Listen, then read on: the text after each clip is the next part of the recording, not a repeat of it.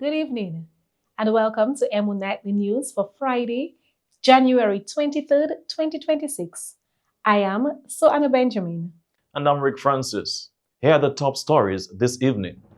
Dominica welcomes inaugural visit of MV Brilliance of the Seas. Old Mass Festival returns to Layu and St. Joseph tomorrow, celebrating Dominica's carnival traditions. The inter-secondary schools debating competition kicked off with knockout round. St. Vincent and the Grenadines announces new heads of missions and consulates at official ceremony. Trump launches Board of Peace amid international reservations. And the Sports Division Secondary Schools football competition is in full swing. Details of these stories and more coming up next. Stay with us.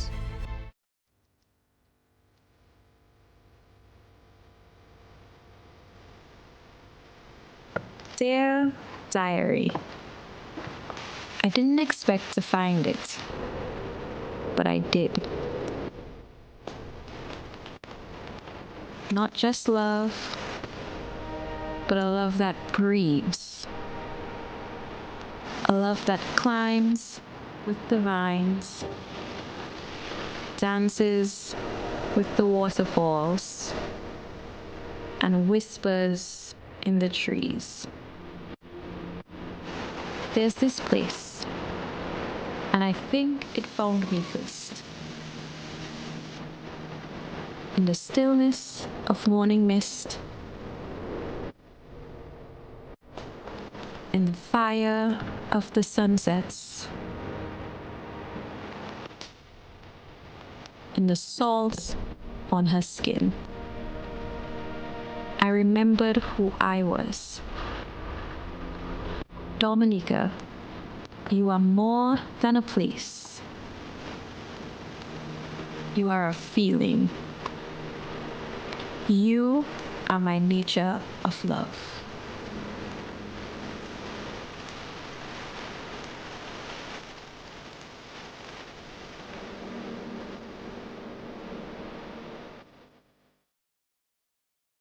And now for local news.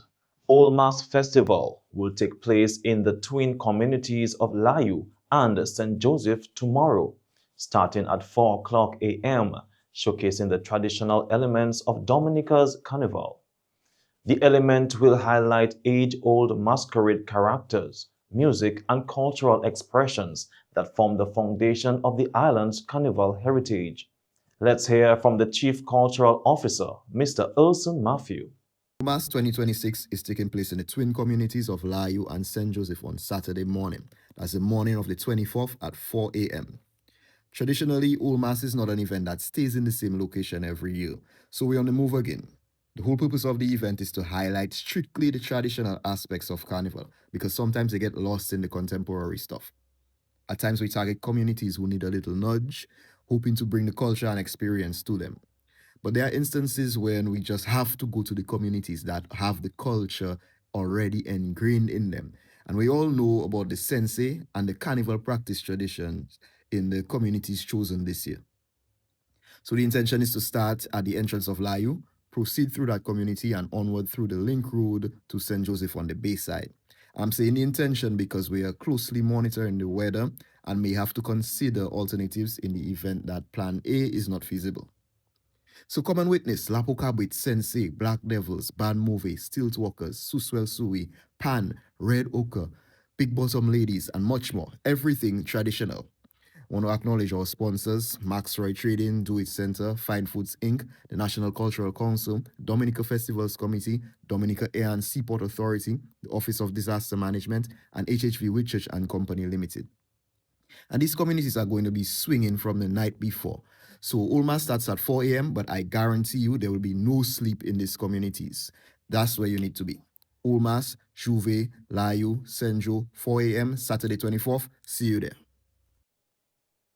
Josie Ann Libla has been officially approved as the Caribbean nominee for the prestigious Australia Awards Fellowship Program, titled Enhancing Climate, Energy, and Health Resilience Across the Pacific and Caribbean. The fellowship will be held in Melbourne, Australia from February 4 to March 13, 2026. Her nomination was facilitated by the Ministry of Environment in collaboration with the Caribbean Community Climate Change Center, 5Cs. Josiane was recommended based on her strong academic credentials and professional experience, and the nomination was ultimately successful. Also in local news, Dominica has successfully welcomed the inaugural cruise ship call of MV Brilliance of the Seas, which made its first ever visit to the island today, January 23. A second inaugural call is expected tomorrow, January 24, when MV Queen Victoria arrives in port. Both inaugural visits are being commemorated with ceremonial plaque exchanges at the Rosa cruise ship berth, involving the ship's captains and crew, as well as key local tourism stakeholders. We have a basket with local products. This is actually made in Dominica by an Mexico, and everything here is made in Dominica. Okay. Thank you. Thank For the first time being to the seas, I will present this to you. And on behalf of the Bristol Development Authority, I hand over this back to you. This is Sister Parrot, who is the National League of Dominica.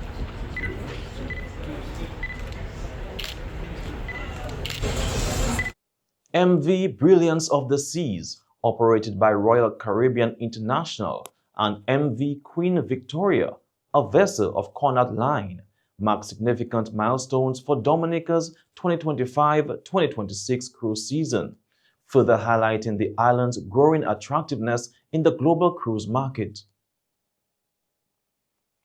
The National Bank of Dominica launched its small business unit on Friday.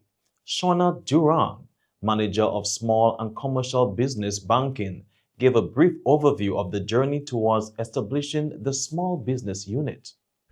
The small business unit was built with one clear goal: to deliver practical, accessible, and relevant solutions for the real businesses. Our approach is intentionally sector-focused because we recognize the industries that will shape Dominica's future. We are placing strong emphasis on agriculture and agro-processing, helping farmers and producers move from primary production to value-added goods. We support manufacturing because local production means local jobs. We are promoting green and renewable energy, helping businesses reduce costs and build resilience.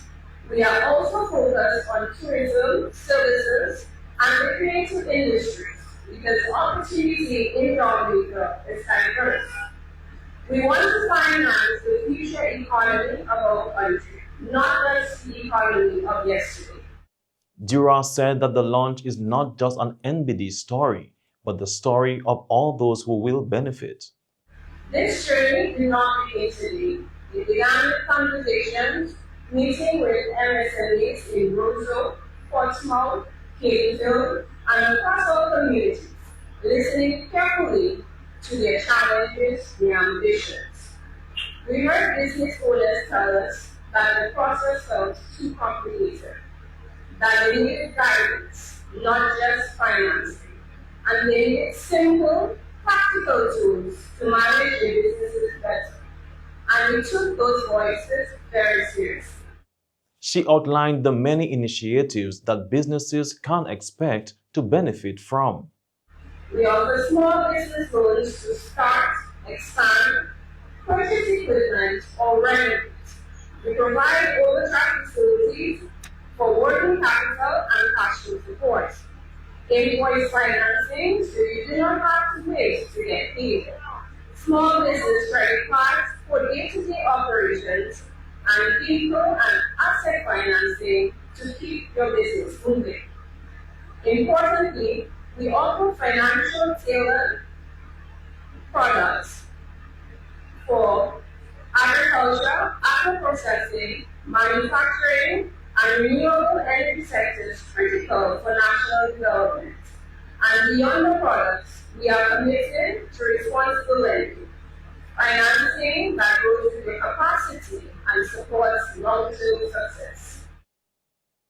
Mr. Rose says the establishment of the small business unit fits well with the work done with the youth by the DYBT.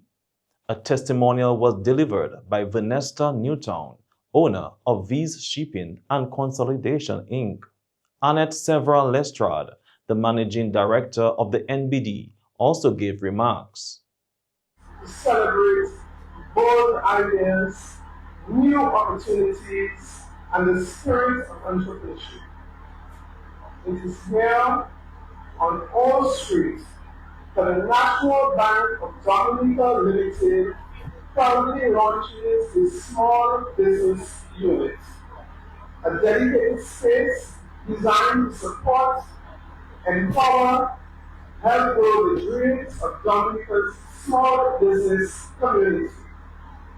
At NBD, we are revolutionizing the way we bank.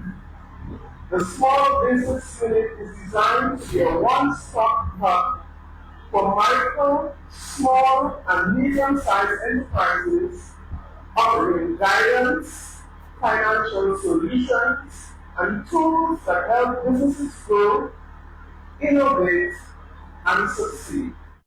The launch of the Small Business Unit closed with a MSME product showcase on Old Street.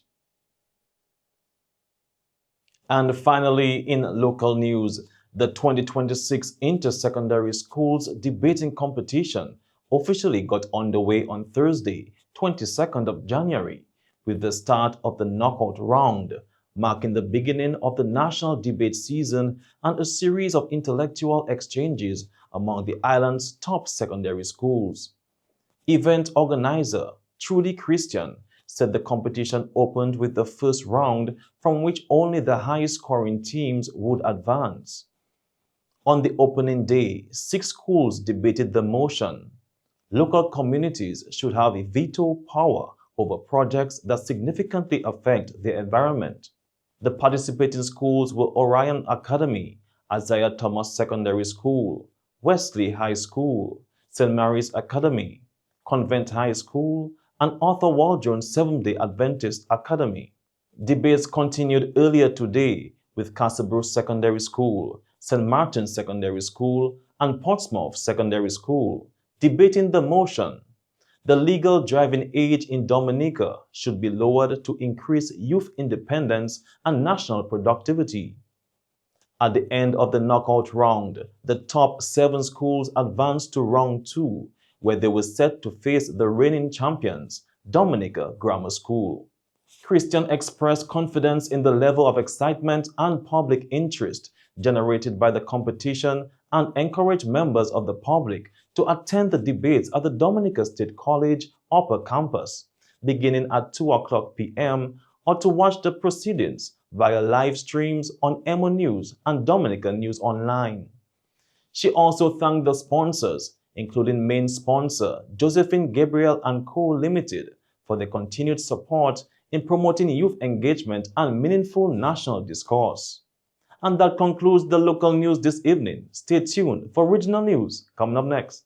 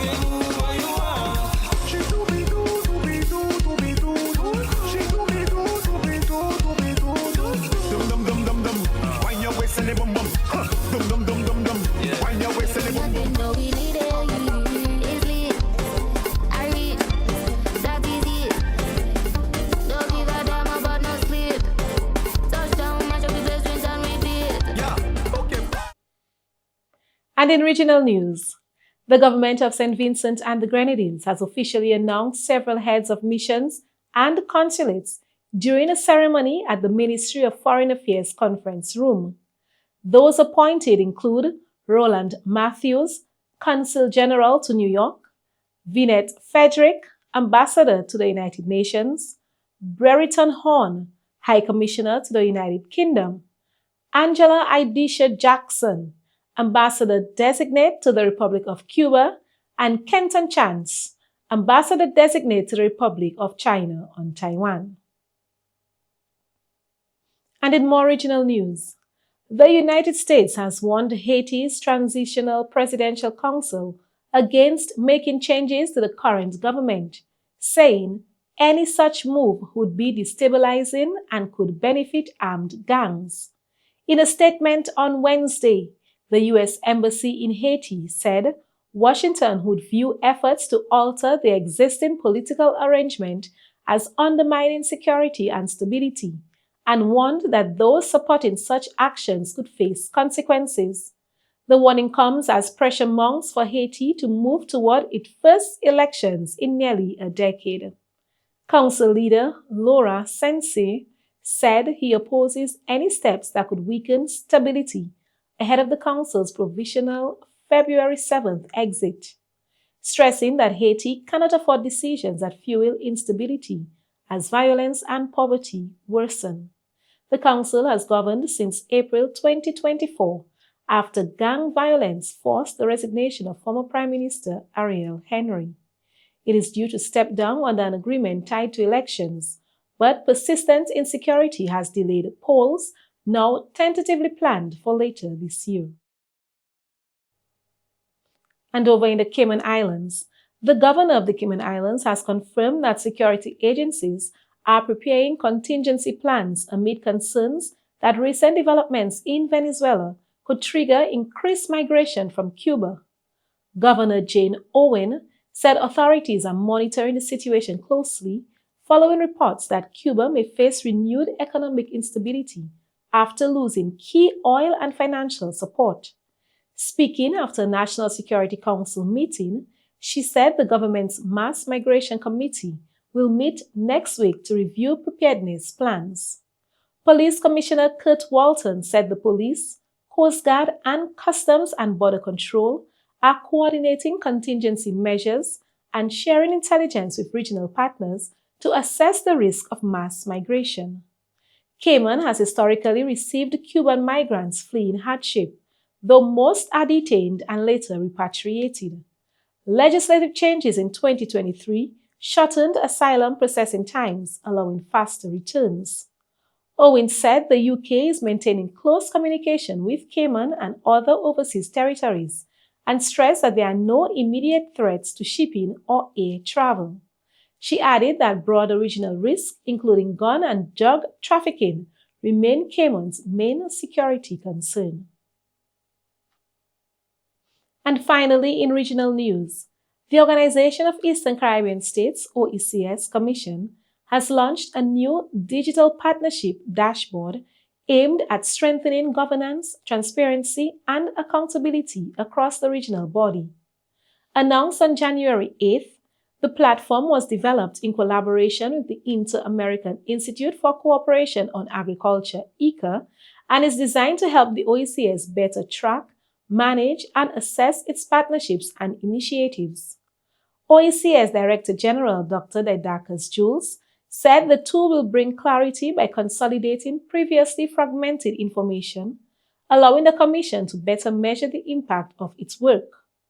Outgoing ICA Director General Dr. Manuel Otero described the dashboard as a key outcome of long-standing cooperation designed to evolve as the OECS needs grow. The launch also marked a formal tribute to Dr. Otero for his support to the OECS and wider Caribbean cooperation. Officials from both organizations said the dashboard demonstrates how regional partnerships can strengthen institutional capacity and improve development outcomes. And that's all the regional news for this evening. International stories coming up.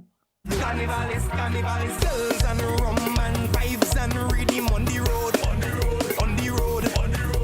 Leave your stress at your home and don't bring it on the road, on the road.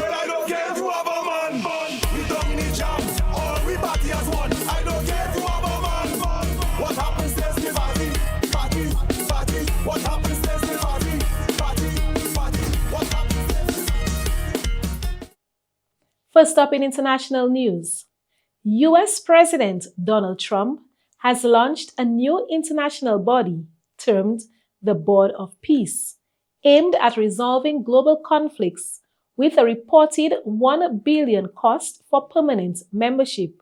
The initiative was initially conceived to oversee the rebuilding of Gaza following the Israel-Hamas war, but a draft charter suggests its mandate would extend beyond the Palestinian territory. A senior White House official said on Wednesday that around 35 world leaders have so far committed to joining the board out of approximately 50 invitations issued. The United Kingdom has expressed reservations about the initiative. Foreign Secretary Yvette Cooper said the UK would not sign up at this stage, citing concerns about the potential participation of Russian President Vladimir Putin. Cooper questioned Putin's suitability for an institution focused on peace, given what she described as his lack of commitment to ending the war in Ukraine. The board, which would grant Trump wide decision-making powers as chairman, is being promoted by the US as a new international organization for conflict resolution. Cooper described it as a legal treaty that raises much broader issues than its original focus on Gaza. In more international news, a severe Arctic blast is set to sweep across much of the United States in the coming days, bringing snow, ice, and dangerously low temperatures to nearly 30 states and affecting about 160 million people. The National Weather Service, NWS, warned that life-threatening cold air will move east from the high plains and Rockies from Friday, with wind chills in parts of the northern plains expected to drop below negative 50 degrees Fahrenheit or negative 46 degrees Celsius. Large areas of the southeastern U.S. could also experience sub-zero wind chills. Snow is forecast to develop from Texas and New Mexico before spreading east to major cities including Memphis, Nashville, Washington, D.C., Philadelphia, and New York, while areas near the Great Lakes are already seeing snow showers. Travel disruptions are expected, with airport and transport officials warning of delays. Several states, including Texas, North Carolina, and South Carolina, have declared emergencies as officials mobilize response efforts. The cold spell is expected to last into next week, raising concerns about hazardous travel, frozen pipes, and potential infrastructure damage. And finally, in international news, 3 people have been killed and 1 man critically injured in a shooting in the small New South Wales town of Lake Cargilligo, Australian police say. Emergency services were called to a residential area about 1640 local time, where a man and a woman were found dead in a vehicle. A second shooting shortly afterwards killed another woman and left a man in critical condition in the hospital. The suspect has fled and remains at large, believed to have escaped by car. Police have urged residents to stay indoors as multiple crime scenes are investigated. Media reports suggest the incident may be linked to domestic violence, though police have not confirmed any relationship between the gunman and the victims.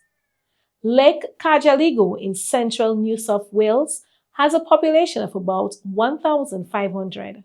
The shooting follows last month's mass attack at Sydney's Bundy Beach.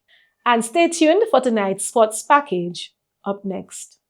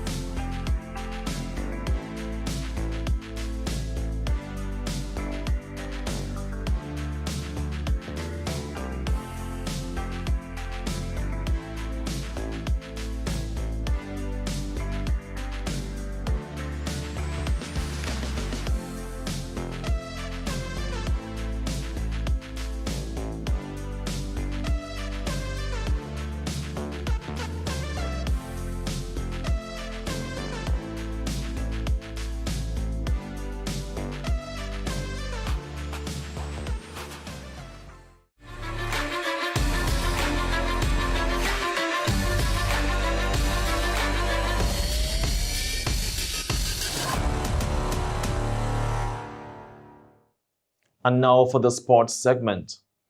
The Sports Division Secondary Schools football competition continued on Thursday, 22nd of January 2026 at Benjamin's Park in Portsmouth. In the Under-17 playoff match, Portsmouth Secondary School suffered another setback, falling 3-1 to Dominica Grammar School. The victory secures Dominica Grammar School a place in the Under-17 final, where they will face Castlebruce Secondary School. Goals for Dominica Grammar School came from Khalik Prevost, Jayan Lockhart, and Daniel Lawrence, while Jaden Thomas netted the lone goal for Portsmouth Secondary School. The national Under-17 men's football team is in the final stages of preparation ahead of the upcoming CONCACAF Under-17 qualifiers scheduled to take place in Panama in February. Dominica has been drawn in a competitive group alongside Anguilla, host nation Panama, Guadeloupe, and Nicaragua. The team is being led by head coach Euclid Bertrand as the young squad continues its build-up toward the regional tournament.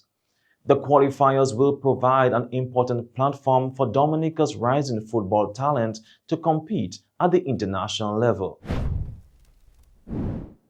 And finally, in the sports segment, West Indies closed out their T20 series against Afghanistan with a dramatic 15-run victory in the final match on Thursday in Dubai.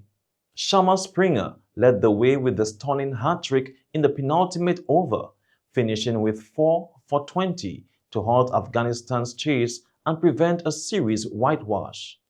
Earlier, Brandon King led the batting with 47 as West Indies posted 151 for 7. Afghanistan still won the series 2-1. And that's all for the sports segment this evening. Stay tuned for the weather report.